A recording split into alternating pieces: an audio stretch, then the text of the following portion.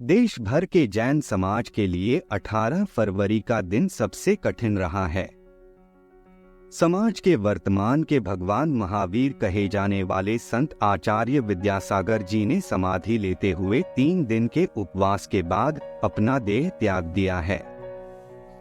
उन्होंने 16 फरवरी 2024 को चंद्रगिरी तीर्थ डोंगरगढ़ में आचार्य पदवी छोड़ दी और 18 फरवरी 2024 को सुबह 2:35 बजे चंद्रगिरी तीर्थ डोंगरगढ़ छत्तीसगढ़ में अपनी अंतिम सांस समाधि ली।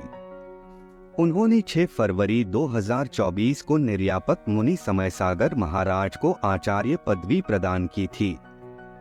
देह त्यागने से पहले उन्होंने अखंड मौन धारण कर लिया था। उनके देह त्यागने का पता चलते ही जैन समाज के लोग जुटने लगे हैं। रविवार को दोपहर 1 बजे उनकी अंतिम संस्कार विधि पूरी की गई।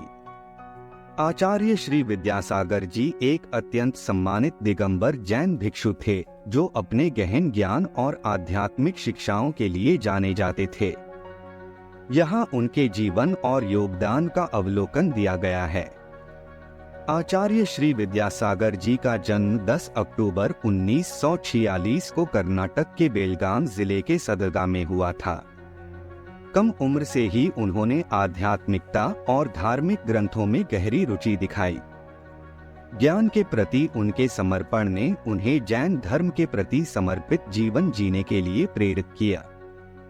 वर्षों के कठोर अध्ययन और आध्यात्मिक अभ्यास के बाद आचार्य श्री विद्यासागर जी को 1968 में 22 वर्ष की आयु में आचार्य ज्ञानसागर जी द्वारा दिगंबर भिक्षु के रूप में दीक्षा दी गई थी।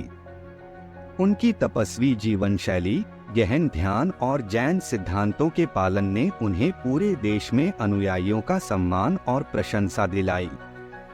आचार्य श्री विद्यासागर जी अहिंसा, सच्चाई, करुणा और आत्मानुशासन पर अपनी गहन शिक्षाओं के लिए प्रसिद्ध हैं। वह एक सदाचारी जीवन जीने, क्षमा का अभ्यास करने और ध्यान और आत्मचिंतन के माध्यम से आंतरिक शांति विकसित करने के महत्व पर जोर देते हैं। अपने पूरे जीवन में आचार्य श्री विद्यासागर जी ने जैन मूल्यों को बढ़ावा देने और समाज के कल्याण में योगदान देने के लिए अथक प्रयास किया है। उन्होंने शैक्षणिक संस्थान, अस्पताल और धर्मार्थ संगठन स्थापित किए हैं, जो वंचितों को सहायता प्रदान करते हैं और समग्र विकास को बढ़ावा देते हैं। आचार्य श्री विद्यासागर जी के आध्यात्मिक मार्गदर्शन और मानवीय प्रयासों ने अनगिनत व्यक्तियों के जीवन को प्रभावित किया है।